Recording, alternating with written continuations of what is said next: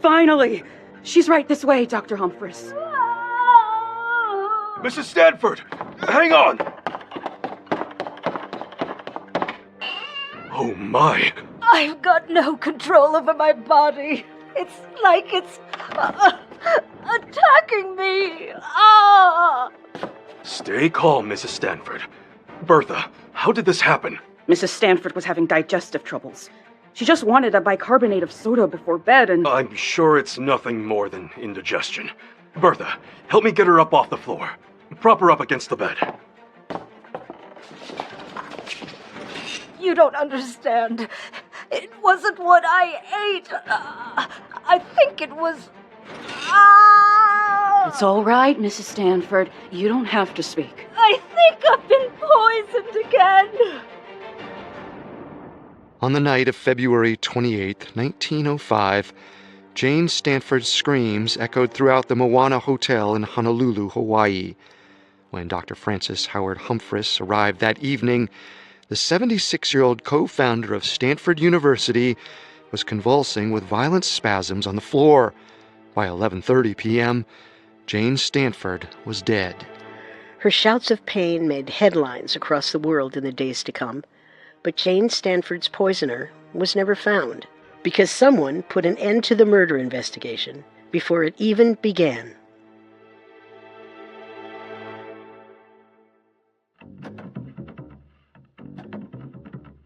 This is Unsolved Murders, True Crime Stories, a Parcast original. I'm your host, Carter Roy. And I'm your host, Wendy McKenzie. Every Tuesday, we dive into the world of a real unsolved murder and try to solve the case. You can find episodes of Unsolved Murders and all other Parcast originals for free on Spotify or wherever you listen to podcasts. To stream Unsolved Murders for free on Spotify, just open the app, tap Browse, and type Unsolved Murders in the search bar. This is our first episode on Jane Stanford, founder of Stanford University and wealthy wife of a California governor, whose murder was mysteriously covered up in 1905. This week, we'll examine the events leading up to her suspicious death. Next week, we'll uncover who may have been responsible for it.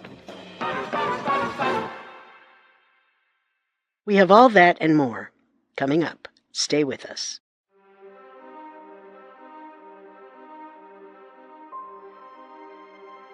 Jane Elizabeth Lathrop was born on August 25, 1828, to a well-to-do family in Albany, New York. Her father, Dyer Lathrop, was a notably successful merchant and political progressive known for funding women-led business ventures, such as the Albany Female Hospital. He also encouraged Jane to get an education, and she attended the Albany Academy for Girls, one of the oldest girls' day schools in the country. When she was in her early 20s, Jane's parents set her up with a young man from another prominent New York family. His name was Leland Stanford. It's no surprise that Jane and Leland's parents felt that they were a perfect match. Leland was a successful lawyer living in the frontier town of Port Washington, Wisconsin, and his budding career would soon make him one of the most powerful men in the world. Jane and Leland met during one of Leland's trips back to Albany. They instantly gravitated towards each other. Jane was attracted to Leland's adventurous spirit. Leland loved Jane's free-thinking mentality. And so, on September 30th, 1850, the 22-year-old Jane Lathrop married Leland and became Jane Stanford. Their honeymoon phase was short-lived. Soon after the wedding, the couple had to return to Wisconsin, where Leland's practice was. At first, Jane had her doubts about moving with him. I just don't know, Leland. What's there not to know? You've always wanted to see what life was like in the country. It's not about what I want, it's about who I owe. Are you in some kind of debt I don't know about? It's not that. It's my family. If I leave now, who will take care of my father? He's getting older, you know. We all are, Jane. That's exactly my point. You're right about that. And I would love to see this town you've talked so much about. Wait, is that a yes?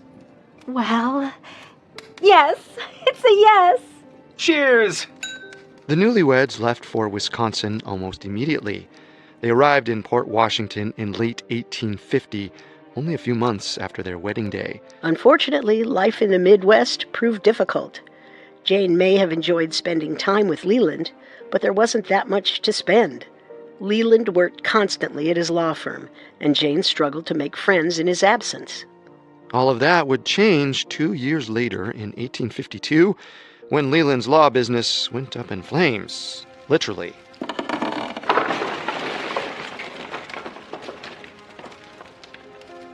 The Port Washington fire of 1852 left half of the town in shambles. Leland's law library was burned to the ground.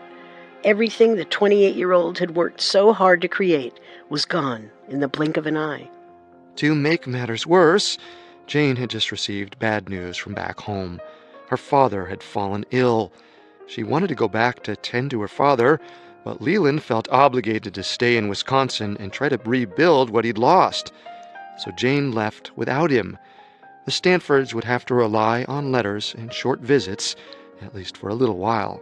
But Jane's father struggled to recover, and her short trip soon turned into 3 years away. The longer Jane stayed in Albany without Leland, the more gossip spread around town about their separation. Connie, did you hear about the Stanfords? Oh, my. Isn't it just absolutely juicy? I heard they split because Leland was having an affair. I heard that he had a baby out of wedlock with a frontier gal, and he felt so much shame about it, he burned down his entire empire.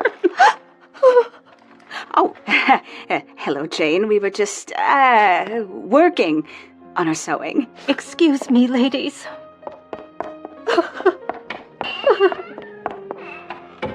Meanwhile, after the fire, Leland had troubles of his own.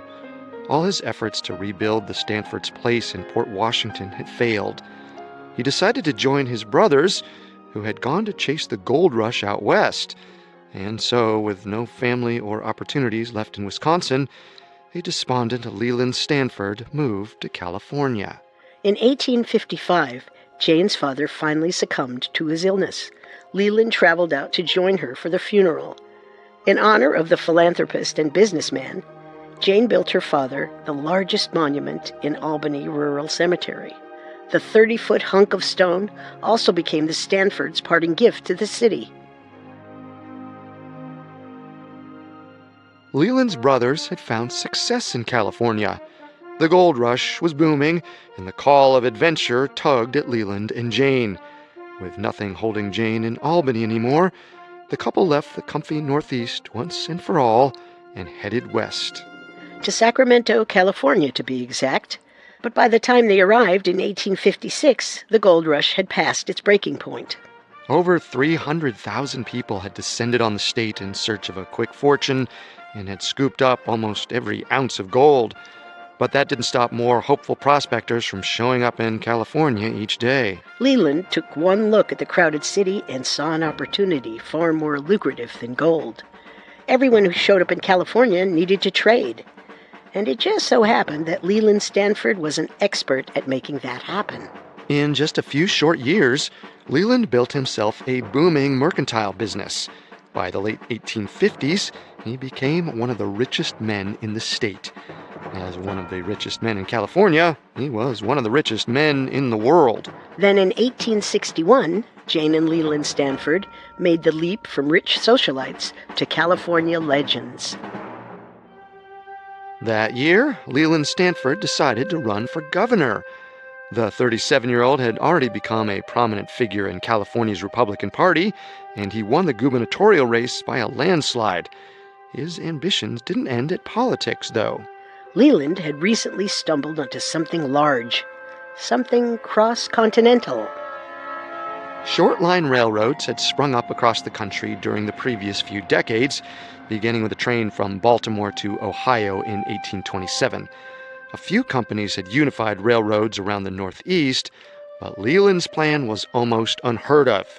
He wanted to build a railroad across the entire country. While Leland was exorbitantly wealthy, it was going to take more than riches than any one man could provide to accomplish such a feat. And so, Governor Stanford put together an elite group known as the Big Four. First was Collis Potter Huntington, the banker, a California merchant who hailed from Connecticut. Just like Stanford, Huntington had followed the western glint of gold all the way to Sacramento. Next was Mark Hopkins, a bookkeeper from New York. Hopkins made his living selling supplies and groceries to the influx of gold rush fortune seekers. Then there was Charles Crocker, the muscle of the group. Crocker used the money he made from owning a general store to join the Big Four and was put in charge of construction. With Leland as the mastermind, anything was possible for these wealthy elites. Well, boys, I hereby call this meeting of the Big Four into session. Hear, hear. So, Leland, what's the plan? We may be rich, but no one is rich enough to build a railroad across the whole United States. Well, that is the thing. Our railroad doesn't have to go across the entire country. Just long enough to hit halfway. Halfway? Our railroad will just drop people off in no man's land? No. I've already worked it out with the other railroad companies. They'll meet us in the middle, and we can create the first transcontinental railroad by only doing half the work. What's more, the Pacific Railway Act means we'll get the land grants and money to finish our part of the deal. Yeah! Woo! That wasn't the only way Leland had figured out to save money. He also preyed on Chinese immigrants to do the large bulk of the railroad construction. Between 1863 and 1869, around 20,000 railway workers were underpaid Chinese immigrants. Leland's scheme worked, and he and his business partners began to develop a reputation. The general public called them knobs, a term for wealthy and prominent men. If you live in San Francisco, you might recognize the term. The neighborhood where they would eventually build their mansions after leaving Sacramento came to be known as Nob Hill. By 1868, Jane and Leland Stanford were the it couple of California. To an outsider, they had everything: a fortune, a mansion, and an entire state at their beck and call. But Jane Stanford wanted a family. Despite years of trying, it seemed it might never happen for the aging couple. Jane was on the brink of 40, and her biological clock was ticking. Some things, though, just take time. Leland, I have to talk to you about something. What's the matter? I'm not feeling well. Oh, I'm sorry. No. I vomited this morning. My appetite is going crazy. My body is all out of sync. Oh, God. We'll go to the doctor at once. No, Leland. I think I'm pregnant. This was one of the happiest days for the Stanford family, but it soon led to one of the saddest chapters of Jane and Leland's lives.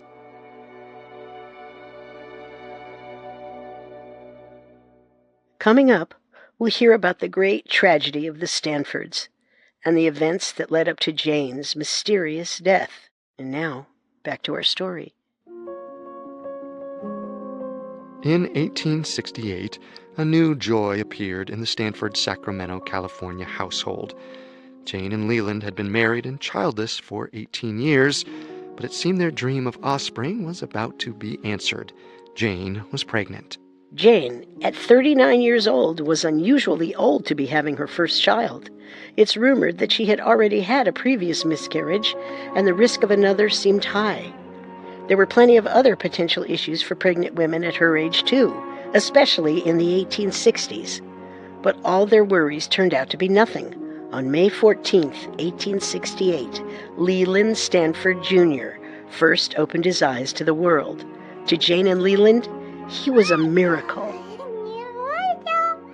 He's the most beautiful thing I've seen in my entire life. What are you doing? Are you kneeling? I'm praying. I've never seen you on your knees before. I wanted to thank God for protecting you and for giving me such a beautiful boy. We finally have our family, Leland. The Stanfords were absolutely giddy. They invited Sacramento's finest over to their house to celebrate with a dinner party. Once all the guests took their seat, the first dish was brought to the table, a large silver platter with a cover. Leland Sr. rose to his feet and announced there was someone he'd like to introduce. The waiter removed the silver cover to reveal Leland Jr., lying on a bed of lettuce.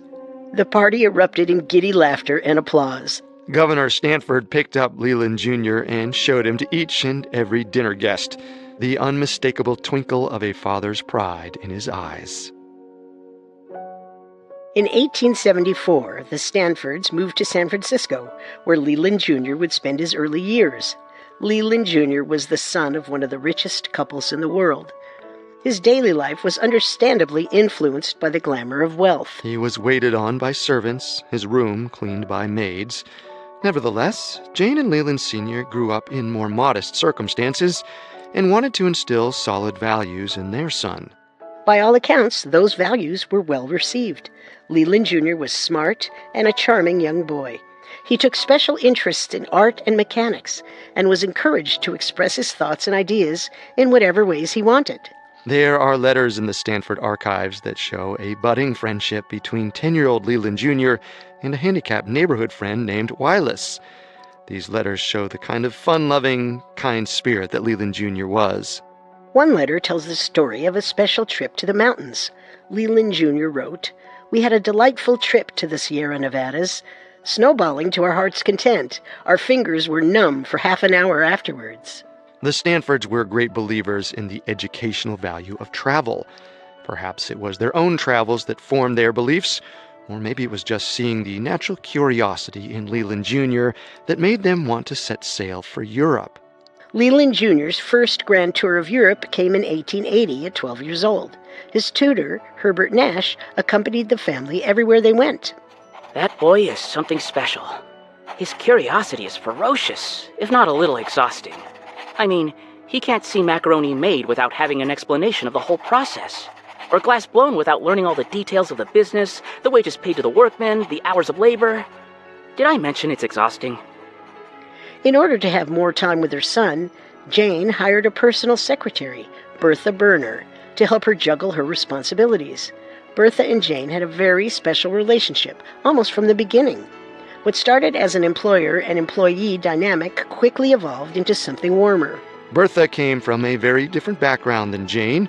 Her parents emigrated from Germany and settled in Wisconsin. Bertha took off for California the first chance she could, where she found her way to the Stanfords. Despite their differences, there was no one closer to Jane than Bertha. She even came along on the Stanfords' family trips.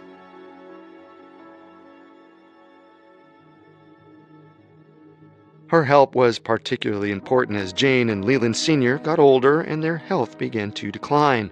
Eventually, the pair were getting too old to keep up with their old adventurous ways. In 1883, the Stanfords took what would become their last family trip. What started as a Christmas trip in Vienna turned into a tragedy that would end in Italy. By January of 1884, the family had reached Athens, Greece, which was covered in snow. After a particularly chilly night, Jane and 15-year-old Leland Jr. both fell ill. Jane was more at risk since she was older and in worse health, so when she recovered before her son, the family knew that something was seriously wrong. Leland Jr. wasn't just sick. He had contracted typhoid, and despite his parents' best efforts with medical professionals from Rome, Leland Stanford Jr. passed away in an Italian hospital on March 13, 1884. Upon their return to California, the Stanfords were heartbroken. Their only son, the light of their lives, was dead, and Jane was inconsolable. Sleepless nights and crying fits filled much of her next year. Desperate times for the Stanford family quickly gave way to desperate measures. Jane and Leland turned to a growing trend within certain circles of America's most wealthy during the late 19th century: spiritualism. Spiritualists believed that just beyond our physical world is a nether world where it's possible to converse with the deceased. Spiritualism came to America in the early 1840s and quickly caught on in 19th century high society. Seances, performed by spirit mediums, became a meeting ground for America's highest class. Jane and Leland Stanford once found themselves at a seance with former President Ulysses S. Grant. Gather round, everyone. Gather round. It's time to begin our communication with the netherworld. This is really happening. My heart is pounding. I need another drink. Please, President Grant, sit down. Now, everyone clasp hands and close your eyes. You must be perfectly focused for this to work. Mrs. Drake, please. My husband and I would like to contact our son, Leland Jr. So be it. I call on spirits who have left this world and gone to the next. Find me the family member the Stanfords search for, the curious boy whose soul was lost. Come to me in this room and speak to your parents. Return to the living, if only for a brief moment, and use your spiritual guidance to give them peace. Did you hear that? Yes, I heard it. I didn't hear anything. Can we do it again? Perhaps it was a private message, only for his parents. These spiritualist practices gave Jane and Leland some much-needed peace of mind during troubling times. The loss of a child can break you, or it can make you stronger than ever. For the Stanfords, it did both. While Jane and Leland's dream of having more biological children was over, their desire for a family remained. After months of grieving, and despite Leland's declining health, the Stanfords were ready to try again. During a private conversation, Leland explained his plan to Jane. We don't need to have a biological family to make a difference in people's lives. We can have a different kind of family. The children of California shall be our children. And so, by the end of 1884, Leland and Jane had decided to found Leland Stanford Jr. University, better known as Stanford. This university would be a beacon of education for scientists and artists alike, curated for curious and kind minds, much like their late sons. The university would aim to do two things, as set out in their founding grant: to qualify its students for personal success and direct usefulness in life, and to promote the public welfare by exercising an influence in behalf of humanity and civilization. It's a matter of debate how the idea for the university first came to Leland. Maud Lord Drake, the medium who led seances for the Stanfords, later claimed that she gave the Stanfords the idea. But Leland swore it came to him in a dream. Perhaps it was this inclination to separate themselves from spiritualism that led the Stanfords to search for a man of science to preside over their school. Their first choice, Andrew White, then president of Cornell University, was unavailable. White did, however, have a suggestion: Dr. David Starr Jordan. On paper, Dr. Jordan had quite a similar background to the Stanfords. He grew up in a strict farming family in New York and took schooling quite seriously. The Stanfords and Dr. Jordan agreed on many core ideals, namely the equal importance of liberal arts and science. Over the years, though, Dr. Jordan would skew towards the latter, perhaps even dangerously so. At a time when many educational institutions were run by the clergy, Jordan was somewhat of an unorthodox choice. He had no religious background. He was an ichthyologist by trade, specializing in the study of marine biology. He also came from the country. When the Stanfords approached him with a job offer in 1891, he was working at Indiana University. I'm just not so sure, Mr. Stanford.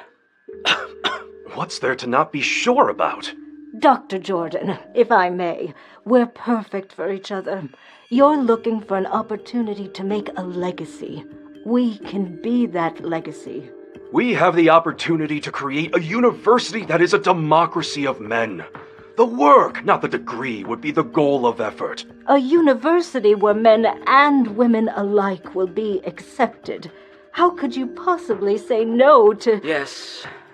Yes, okay. But moving from Indiana to California sounds so expensive. Oh, Dr. Jordan, you don't need to worry about that. When the Stanfords showed Dr. Jordan his prospective salary, he was on the next train to California.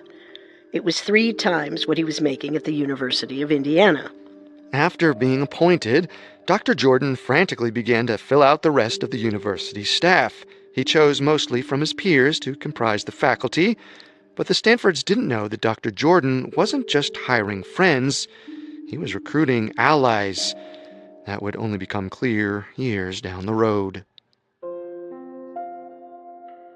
Stanford opened to the world on October 1st, 1891.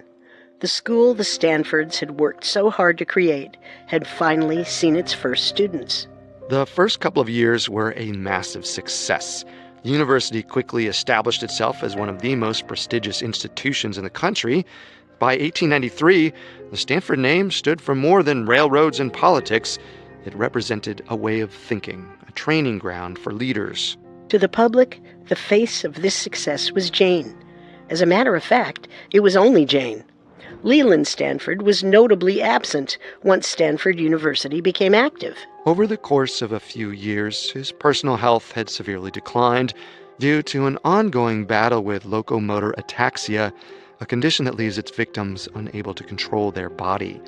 On June 21st, 1893, at the age of 69, Leland Stanford passed away. By this point in Jane's life, she had experienced more than her fair share of tragedy. Her husband's death wasn't exactly a surprise. He was 69 years old and had been struggling with health issues, but it was still a massive loss. Jane Stanford coped by throwing herself into her work. Now the sole trustee of the university, she became a regular face on campus. Her attention to the liberal arts and equality made her especially popular among the student body. But it was these exact traits that began to rub the faculty the wrong way.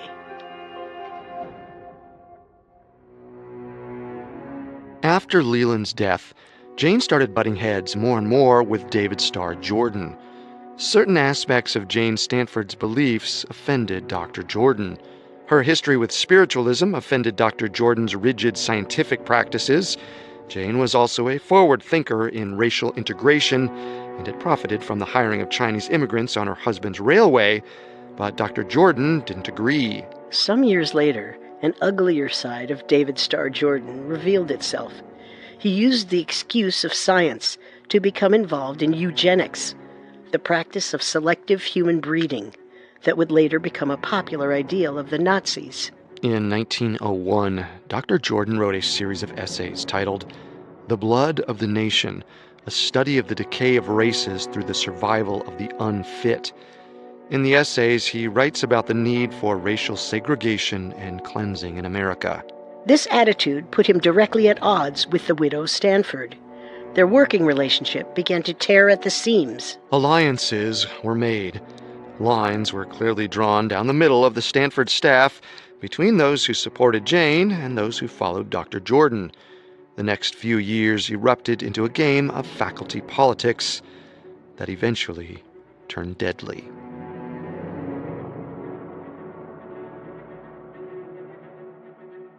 Coming up, we'll look at the war over Stanford University that would end in Jane's death. And now, back to our story. In 1900, the war for the soul of Stanford University erupted. On one side was 72-year-old Jane Stanford, the sole trustee of the university. On the other was Dr. David Starr Jordan, president of the university, fiercely backed by most of the Stanford faculty, a group he curated himself. Jane Stanford made the first move. Stanford University was home to many esteemed professors at that time, chief among them an American sociologist named Edward Ross, who reportedly held anti-Asian views and, to make matters more complicated for Jane and her fortune, was against the use of Chinese workers to build railroads. Ross may have been Dr. Jordan's star hire and respected by his colleagues, but Jane decided he had to go. I demand he be fired at once. I'm sorry, Mrs. Stanford, but I fail to see how the hiring practices at this school fall under your jurisdiction. Everything that goes on here is my jurisdiction. I know what's best for this school. Is that a conclusion you came to on your own? Or did a ghost tell you that as well? You didn't just disrespect me, Dr. Jordan. You spit on the graves of my husband and my child.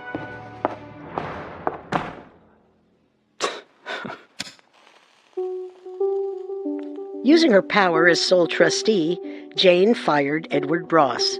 The decision was very unpopular among the staff. Dr. Jordan and his supporters were quick to retaliate. Actively denouncing the firing, many of Stanford's faculty walked out in protest. This put Jane Stanford in a precarious position.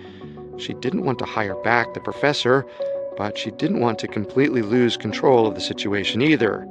Jane was backed into a corner. In order to fight another day and keep Stanford University open, she had to relinquish some of her control. She formed a board of trustees to help oversee decisions.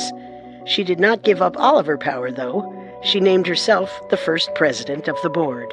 The board of trustees became the new battleground between Jane and Dr. Jordan. Each member had their loyalties, each player their own tricks and schemes. The rules of this game were simple. Spies were mandatory, lies were encouraged, and above all else, take the other one down. Soon, though, the rules would change. On January 14th, 1905, the stakes of the game turned deadly. I can't keep doing this every day. Bertha! Yes, Mrs. Stanford? I need you to contact the Board of Trustees. I think we should start a new philosophy program that's based around the possibilities of our own spirituality. And I also think that... Water? Yes, please. Thank you. Oh, God! That bottle of water is... What's wrong, Mrs. Stanford? Oh, it's bitter. Something is wrong.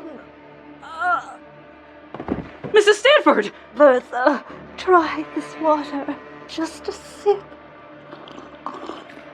Oh, it doesn't taste right at all. I think I've been poisoned.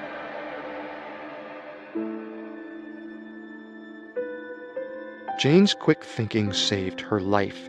She ran to the bathroom and forced herself to throw up.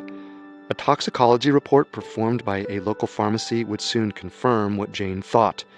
Her water was laced with strychnine. If she had finished her glass, she would be dead. Jane tried to track down her poisoner, but her attempts were futile. No one could trace where the bottled Poland spring water had come from. The failed assassination attempt would keep Jane awake at night. It was clear someone was trying to murder her.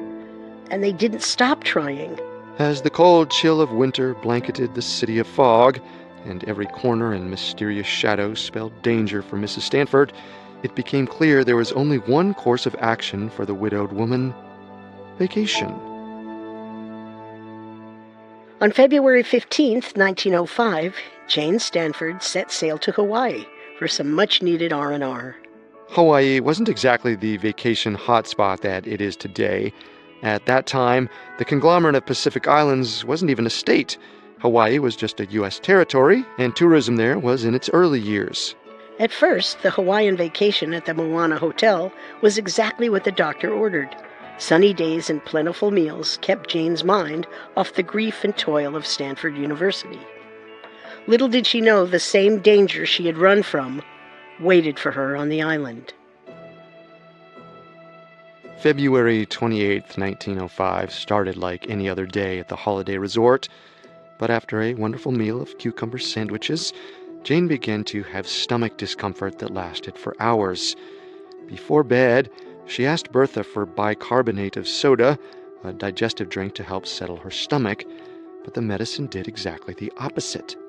Shortly after taking the bicarbonate, at just past 11 p.m., Jane Stanford was writhing on the floor, screaming loud enough for the entire hotel to hear.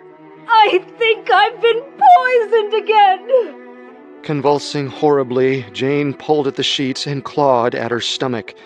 Bertha called Dr. Francis Howard Humphreys, who came quickly. Jane flung herself to the ground as Bertha and Dr. Humphreys looked on, powerless. Her last words were haunting. Oh, this is a horrible death to die! By 11:30 p.m., Jane Stanford, founder of Stanford University, wife of Leland and mother of Leland Jr., died in her Hawaiian hotel room. Her cause of death was clear to the physician on site, Dr. Humphreys. Jane had been poisoned. The coroner's report confirmed that belief. The Hawaiian doctors who performed the autopsy all agreed. Jane Lathrop Stanford had died from strychnine poisoning. Someone had slipped it into her drink again. But what should have been taken as fact was quickly dismissed as lies. After hearing what happened, David Starr Jordan went to Hawaii. As soon as he arrived, he found a doctor of his own, Ernest Coniston Waterhouse. Excuse me for the mess. We don't usually get such esteemed guests this far into the island. I'm not exactly here for pleasantries. Well, what are you here for? I'm sure you've heard about the unfortunate incident with Jane Stanford, right? It's all over the news. Murder, was it? See, I'm not so sure. If Jane Stanford was murdered, that would be some awfully bad press for Stanford University. Might even make us shut our doors to new students next year, collapse the whole school. I was hoping you might be open to giving me a second opinion. Excuse me, but being a doctor comes with certain responsibilities to the truth, and... I'll happily pay you for your time, of course. Come to think of it, there were quite a few suspicious aspects of that coroner's report. As the police began their investigation, David Starr Jordan made a surprise announcement to the press. I know how your tabloids work. Drama sells and the truth is secondary. So I'm sure this comes as disappointing news to gossips around the world. After conversing with the good doctor Ernest Coniston Waterhouse, we have come to the conclusion that Jane Stanford was not murdered. She wasn't even poisoned. Jane Stanford died of heart failure, a completely natural cause for a woman of her age. It didn't take long before Dr. Jordan was able to use his influence to convince police in California to shut down their case. There was never an official investigation into Jane Stanford's murder, but her death was a loose thread that slowly unraveled some of the most untouchable elite corners of American society.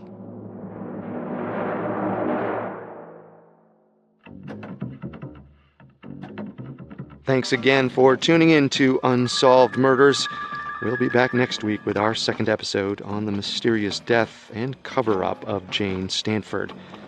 For more information on Jane, amongst the many sources we used, we found The Mysterious Death of Jane Stanford by Robert W.P. Cutler extremely helpful to our research. Next week, we'll look at who might have wanted Jane Stanford dead, and how they possibly murdered her from thousands of miles away. You can find all episodes of Unsolved Murders and all other Parcast originals for free on Spotify. Not only does Spotify already have all of your favorite music, but now Spotify is making it easy for you to enjoy all of your favorite Parcast originals, like Unsolved Murders, for free from your phone, desktop, or smart speaker.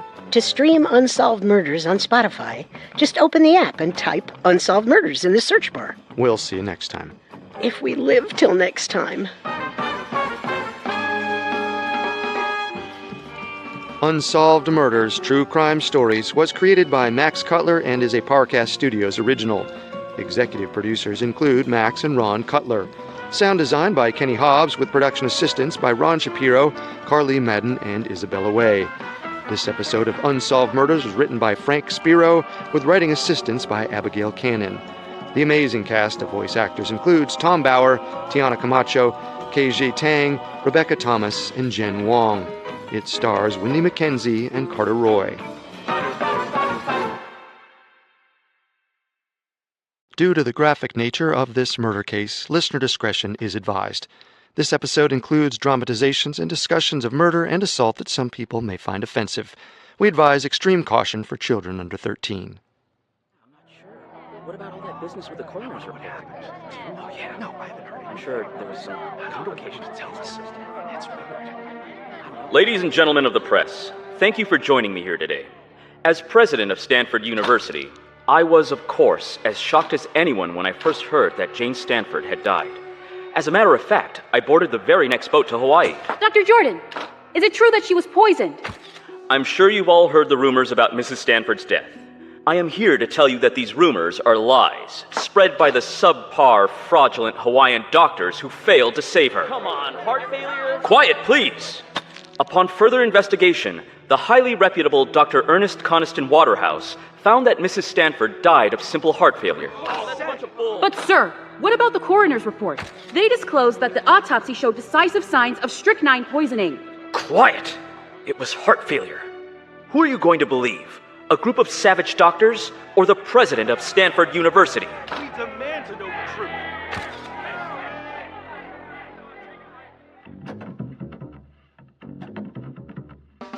This is Unsolved Murders, True Crime Stories, a Parcast original. I'm your host, Carter Roy. And I'm your host, Wendy McKenzie. Every Tuesday, we dive into the world of a real unsolved murder and try to solve the case. You can find episodes of Unsolved Murders and all other Parcast originals for free on Spotify or wherever you listen to podcasts. To stream Unsolved Murders for free on Spotify, just open the app and type Unsolved Murders in the search bar. This is our final episode on Jane Stanford, founder of Stanford University. Last week, we examined the events leading up to her suspicious death. This week, we'll uncover who might have been responsible. We have all that and more coming up. Stay with us. 76-year-old Jane Stanford had spent her life helping people. She was co-founder of Stanford University, a staunch advocate for women's education and a loving mother. But after decades of traveling the world and living in the spotlight, she still managed to make some enemies. Most notably, Stanford president David Starr Jordan. And on February 28, 1905, one of her enemies was responsible for her death. Extra, extra! Jane Stanford dead in Honolulu. Chemists report presence of strychnine present. Read all about it. That wasn't the only story, though. According to Stanford University President David Starr Jordan, Mrs. Stanford wasn't murdered at all. She died of heart failure. The claim that she was killed by anything other than natural causes was a lie, spread by subpar doctors in Hawaii. Dr. Jordan was wrong. In fact, the Hawaiian doctor's investigation was top-notch and thorough. Dr. Francis Howard Humphreys and his associate, Dr. Harry Murray, took every precaution to keep the scene intact. They made sure no one else touched the body as soon as they arrived on the scene. They collected bodily fluids, bagged samples of the poison drink that killed her, and took down detailed reports of how Jane Stanford's body had reacted. After an autopsy, they held a full 3-day coroner's inquiry in front of a jury of their peers. Dr. Humphreys testified at the hearing where he described his findings. When we arrived, her jaw had clenched so tight she could barely make out words. It wasn't long before her body was taken over by tetanic spasms and her body went rigid. Her legs splayed out, her feet turned inwards, her hands gripped tightly into fists holding nothing. Eventually, she stopped breathing. It was gruesome, and clearly the act of poison. It only took the jury 2 minutes to rule that Jane Stanford had been killed by strychnine poisoning. A few days later, Dr. Jordan was on a boat to Hawaii under the guise of retrieving Jane Stanford's body. In reality, he had much more sinister intentions. Once in Honolulu, he hired a doctor named Ernest Coniston Waterhouse to refute the poison ruling. Dr. Waterhouse didn't even look at the body, but he still released a 4-page report about the cause of death, and stated that Jane Stanford had actually died of heart failure. The Honolulu doctors and local press lashed out at Dr. Waterhouse's claim. Some suggested fraud and intentional sabotage of the murder investigation. Dr. Waterhouse specifically claimed the coronary trouble was due to overexertion and hysterical panic because Mrs. Stanford had eaten too many sandwiches and desserts earlier in the day. Meanwhile, David Starr Jordan used the Waterhouse report to spread a misinformation campaign in San Francisco, and perhaps to take advantage of Americans' bigoted beliefs. In 1905, Hawaii wasn't yet a state. Many Americans looked down upon Hawaii as a land of barbarians, savages, and immigrants. Dr. Jordan knew that people wouldn't trust a doctor in Hawaii over his own esteemed reputation. He even went so far as to accuse Dr. Humphreys, the man who tried to save Mrs. Stanford's life, of adding the poison to the water after Mrs. Stanford died. Excuse me, Dr. Jordan! Yes? I heard you call me barbaric at the press conference. Ah, you must be Dr. Humphreys. How dare you, sir? Your callous words may let a killer go free. There is no killer, Dr. Humphreys. It was heart failure. How do you explain the strychnine in the bicarbonate? Well, Dr. Humphreys, perhaps you put it there to cover up your abject failure as a doctor. You, sir! Must be leaving now. Good day. It was clear that David Starr Jordan was trying to hide the truth, but his motive was shrouded in mystery. Perhaps he was covering his own tracks. Or perhaps he was spreading misinformation for less dastardly reasons. After all, he was the president of a budding university. There had already been a number of faculty scandals and rumors that had tarnished Stanford University in its early days. Another headline might have been the straw that broke the camel's back. It's possible he was just trying to keep the doors of the school open. Regardless, Dr. Jordan couldn't have done the poisoning himself. He was in California at the time of the murder. His hands were clean, at least officially. And yet he wasn't the only possible suspect. The situation was suspicious enough on its own that the San Francisco Police Department sent an investigator to the island to figure out what was going on. When Detective Harry Reynolds arrived, he immediately set out to find answers to two questions. Was Jane Stanford murdered? And if so, by whom? First, Detective Reynolds began looking into the details surrounding the night of Mrs. Stanford's murder. Since the poison was allegedly found in her glass of bicarbonate soda, the person who poisoned Jane Stanford had to have been someone very close to her. Someone who had access to her medicine and who Mrs. Stanford trusted completely. Someone like her longtime personal secretary, Bertha Burner. I would never hurt Mrs. Stanford. For goodness sakes, I've been her secretary for almost 30 years now. That must have been difficult, though. I mean, waiting on her every whim and request for so long. Resentment only builds over time. It wasn't like that. Mrs. Stanford and I were friends. Best friends. The night of her death, we even stayed up and watched the moon rise over the Pacific Ocean. If it wasn't you, then who? If you ask me, I don't believe she was murdered at all. She wasn't feeling well earlier in the day. She was uncomfortable outside because of this chilly breeze, and she ate so much that day. Maybe it was all just too much for her to handle. Natural causes, huh? That sounds awfully convenient for you. But perhaps you can think of someone else who might have wanted to hurt Mrs. Stanford. Well, I suppose Mrs. Stanford's butler. Yes, now I remember. She had a Chinese butler. His name was Ah Wing. I was always very suspicious of his intentions. Ah Wing, you say? Ah Wing's name quickly made it into the tabloids all across the Bay Area. Soon newspapers began blaming him for the murder, further fueling anti-Chinese racism in the process. Despite Ah Wing's public status as a suspect, there was no evidence that tied him to Jane Stanford's death. As a matter of fact, Mrs. Stanford seemed to have a very good relationship with Mr. Wing, as he had worked for the Stanfords for over 20 years. But the rumors and accusations followed him anyway, and Ah Wing struggled to find work that satisfied him. After briefly working at Stanford Museum, Ah Wing eventually decided to move back to China. With no evidence to tie Mr. Wing to the murder, and no apparent motive for Bertha Burner to have committed the crime, Detective Reynolds was forced to agree with David Starr Jordan. He ruled that no murder had taken place, and Jane Stanford had just died of heart failure. With that, Detective Reynolds left the Hawaiian island and set sail back to California. Since there was no murder, there would be no further investigation. At least, not for another 90 years. Coming up, we meet an amateur detective who decided to solve the mystery of Jane Stanford's murder nearly a century after her death. Now, back to the story. After the brief investigation in 1905 and a few newspaper headlines, the Jane Stanford case faded into memory. For Stanford University, it was nothing more than a mysterious footnote tied to their inaugural president, David Starr Jordan. By the time Robert W.P. Cutler was born in New York, August 3, 1933, no one talked about the case at all. From a young age, Robert had a curious mind. Robert graduated from Harvard University in 1953 with an interest in medicine.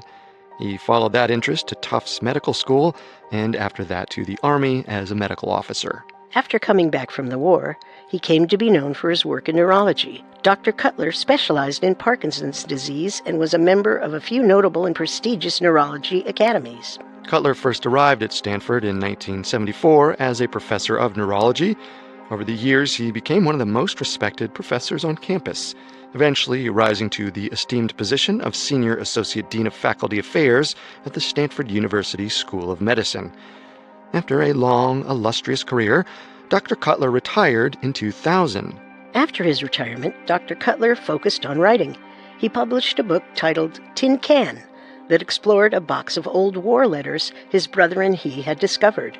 Cutler's unending curiosity made him a successful author. That curiosity also led him to the story of Jane Stanford. While researching the history of magnesite mining for another book, he stumbled across a passage that alluded to Jane Stanford's murder, and then he kept reading. As a former Stanford professor, Cutler was shocked that the beginning of the university was embroiled in such controversy, and that none of his old colleagues were even aware that it had happened. Now, you said you needed help with a murder investigation? Yes, the university's founder, Jane Stanford herself, was murdered in 1905. What? Really? By who? That's the thing. They never found out. It went unsolved and even uninvestigated. Stranger still, I think someone from the school might have covered it up. You sound completely crazy. You're serious. You're serious. Are you going to look into it? I don't know. I've never investigated a murder before. You say that as if you have something more interesting to do. He didn't. So Dr. Cutler decided to write a book which would finally reveal who murdered Jane Stanford, and his first suspect was obvious: Dr. David Starr Jordan. Dr. Cutler began by diving deep into Stanford's vault of college history. He searched each relevant archive, sifting through hundreds of pages of correspondence between board members, trustees, and Jane Stanford herself. But he didn't find everything that he needed. For one, all of the police records from the case were gone. The files were destroyed, along with a good chunk of everything else in the city, during the 1906 San Francisco earthquake. Stanford University in nearby Palo Alto wasn't spared from the earthquake damage either.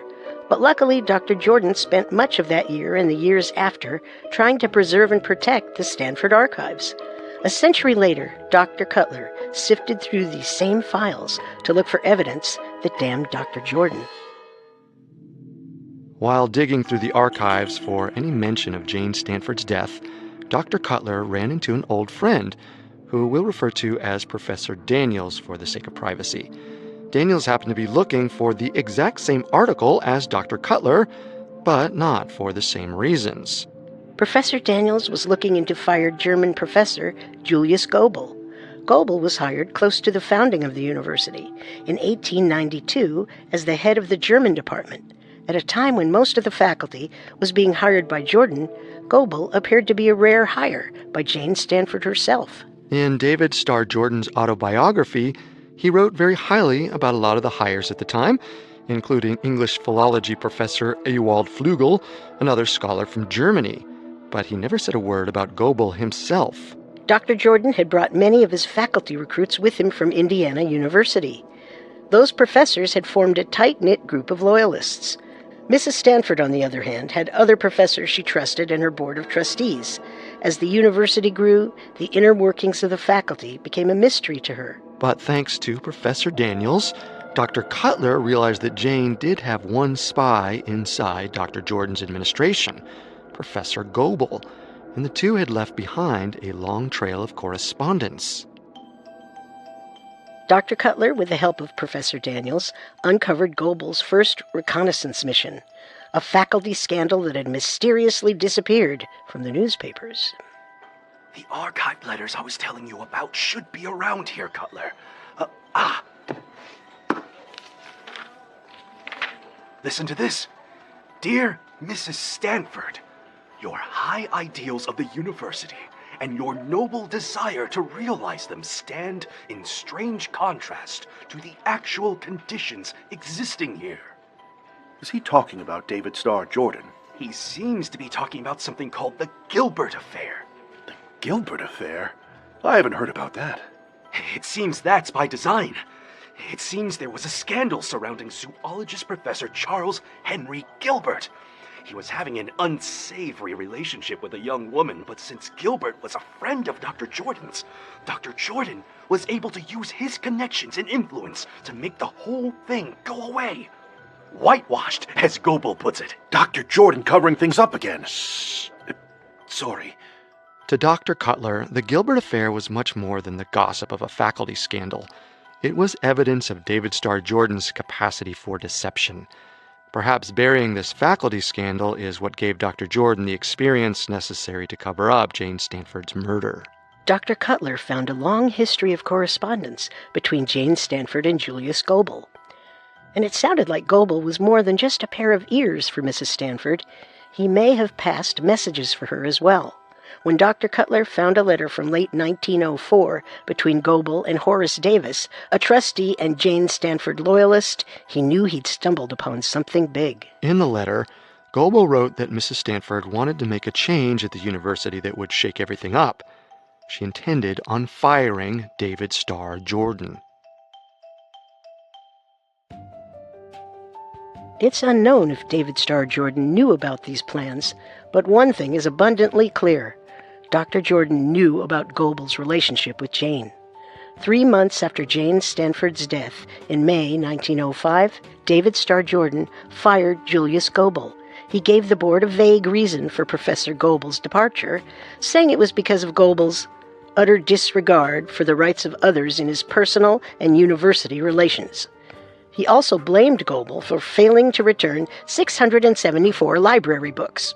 Not only had Dr. Cutler found what he considered David Starr Jordan's motive for wishing Jane dead, but he had also found the smoking gun. He had the answer to why, but more importantly, he had the answer to why then. Coming up, Dr. Cutler takes a harder look at Jane Stanford's first assassination attempt. And now, back to our story. In the early 2000s, retired professor turned amateur detective Dr. Robert Cutler broke new ground on a century-old case. Dr. Cutler approached the case with fresh eyes, armed with the revelation that David Starr Jordan was on the verge of being fired at the end of 1904. The timing fit perfectly. On January 14, 1905, just weeks after Professor Goebel gave Horace Davis the letter about Mrs. Stanford's intentions, an attempt was made on her life. This first incident was eerily similar to the incident that eventually killed Jane. While at home in her San Francisco mansion, Jane Stanford took a sip of Poland Spring water. But the water didn't taste right. It was oddly bitter. Mrs. Stanford knew something was wrong. She quickly spit the water out and made herself vomit. A toxicology report later confirmed that the water was laced with strychnine. If David Starr Jordan had covered up her murder, and he had covered up a faculty scandal a few years before, then maybe he tried to cover up the unsuccessful assassination of Jane Stanford in January as well. In his research, Dr. Cutler found something just a little strange. It seemed that after the incident at Stanford's Nob Hill mansion, the university hired a private detective named Harry Morse to investigate the attempt on Mrs. Stanford's life. It's unclear just who at Stanford University made the hire, but it's very possible it was David Starr Jordan himself. But why would the noted enemy of the victim work so hard to look into her poisoning? Maybe, Cutler thought, Dr. Jordan put himself in the middle of the investigation so he could suppress certain pieces of information from coming to light. Morse was a storied lawman and private eye by the time he took a look into Jane Stanford's assassination attempt. He had been the sheriff of Alameda County from 1864 to 1878. A little digging into Morse yielded fascinating results. In the early 1880s, Morse had moved to San Francisco to start his own private eye investigative business. Morse investigated a series of frauds in the city that eventually led to the incrimination of the city's corrupt mayor, Andrew J. Bryant. The high-profile case gave Morse something of a reputation across San Francisco. But the investigation into Jane Stanford's murder attempt was his last. Dictation date, August 12, 2000. I'm looking at Detective Harry Moore's case files from the January incident at the Nob Hill Mansions, and that's strange. It seems as though after meeting with Jane Stanford's secretary, Bertha Berner, Detective Morse was convinced that no poisoning attempt took place. But that can't be. The pharmacy report specifically indicates that strychnine was present in Jane Stanford's water that day. What did Bertha tell him? Could she really be at the center of this? It turned out that Morse's investigation hinged entirely on Bertha's story.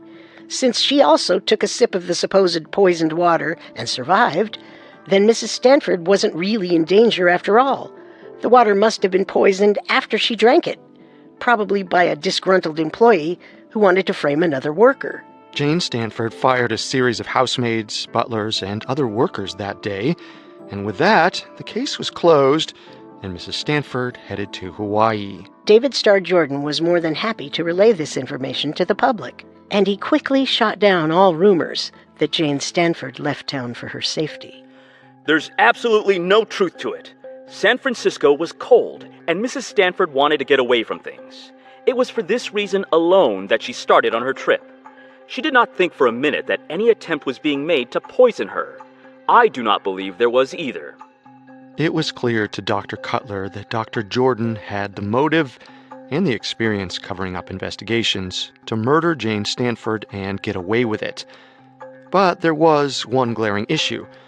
Since Dr. Starr Jordan was in California when Mrs. Stanford died, he must have had an accomplice do the killing for him. There was only one person present for both poisonings, Jane Stanford's personal secretary, Bertha Berner.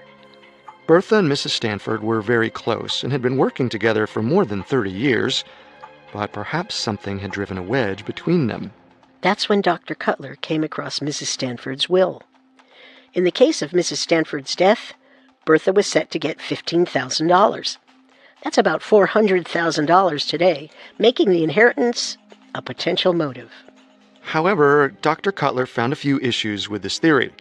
First, it didn't answer the question of timing. Whoever wanted Jane Stanford dead wanted her dead right away. They barely waited a month between assassination attempts. But if Bertha was doing it for money, there was no big rush. Jane Stanford was 76 at the time. All Bertha really had to do was wait a few more years until the woman died on her own. Bertha Berner didn't exactly need the money either. The records showed that Bertha lived a lavish lifestyle and already owned a house in Palo Alto that Mrs. Stanford bought her. If Mrs. Stanford was already bankrolling Bertha, there was no reason to kill her for more money. Besides, it was a verified fact that Bertha cared for Jane Stanford. After Mrs. Stanford's death, Bertha even wrote a book detailing the wonderful relationship they had. Dr. Cutler was stuck. Bertha Berner had means and no motive, and Dr. Starr Jordan had all the motive in the world but no means. The mystery drove Dr. Cutler into an obsession as he started staying up late, ranting to his wife and combing over the files from the Stanford archive, looking for any clues he might have missed.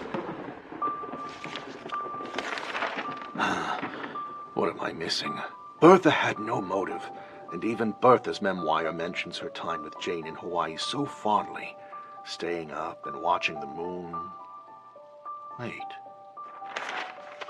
Bertha clearly says that she remembers watching the moon rise with Jane on the evening of her death. Doesn't that seem strange, honey? Remember our trip to Hawaii? The moon didn't rise until very late in the night, almost morning time. Let's see. Yes! Look at these astronomy charts. On February 28th, 1905, the moon didn't rise until after 2 a.m.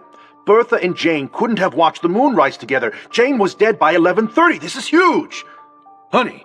Oh, sorry. I didn't realize you were asleep. Yes, I'm coming right to bed. Dr. Cutler began to comb over every detail Bertha had said about the night of Jane's death. Sure enough, he found more inconsistencies. Bertha had mentioned that she believed the cold weather in Hawaii played a factor in Jane's death, mentioning a cold breeze that shook Mrs. Stanford to the core. But the weather that day was firmly in the 70s. Bertha was turning out to be an unreliable narrator, but perhaps her inconsistencies were really lies meant to throw the police off her scent. There was also the possibility that Bertha was working with David Starr Jordan. Perhaps Dr. Jordan had promised Bertha an even bigger payout for the deed. Unfortunately, if Bertha and Jordan conspired together, there is no evidence to prove it. There is no historical record of communication between Bertha Burner and David Starr Jordan, let alone proof that they planned a murder together. Cutler had made some important discoveries, but could not come to any definitive solution to the mystery. As Dr. Cutler wrote in his book, If anyone wishes to draw such conclusions, they should have evidence to support them. I couldn't find any, so I will leave the reader to draw his or her own conclusions. Ultimately, Dr. Cutler dismissed Mrs. Burner's inconsistencies as simple problems of memory. Without proof that she committed the crime or at least helped Dr. Jordan, Cutler was lost. In 2003, Dr. Cutler published his book titled The Mysterious Death of Jane Stanford, but it didn't come any closer to solving the actual mystery. Robert Cutler died a year later on April 12, 2004. With that, the mystery of Jane Stanford's unsolved murder no longer had a lead investigator. Since then, others have come along with claims of new information on the case, but most were conspiracy theorists. One theory states that the Stanfords were a part of a secret organization of America's most wealthy and powerful people, and Mrs. Stanford was murdered because of this. Unfortunately, the truth of what really happened that night likely died alongside Jane Stanford. Looking over everything, I think David Starr Jordan and Bertha Burner had to have worked together to kill Jane. Jordan wanted her out of the picture at Stanford, and Bertha wanted the money in her will. I'm not so sure. There wasn't enough money in that will to betray 30 years of friendship. I think Dr. Jordan worked alone. He likely hired someone in Hawaii to do the poisoning, the same way that he paid for the fake doctor's report. Regardless of who murdered Jane Stanford, her cover-up could have brought Stanford University down completely if it had been ruled a murder. The young college was already mired in small scandals, and the murder of its co-founder may have been a finishing blow. Dr. Jordan made sure the school survived. He led Stanford for another decade and died in 1931. Ultimately, Jane's death was likely a tragic tale of university politics turned deadly. And in this case, the wrong person won.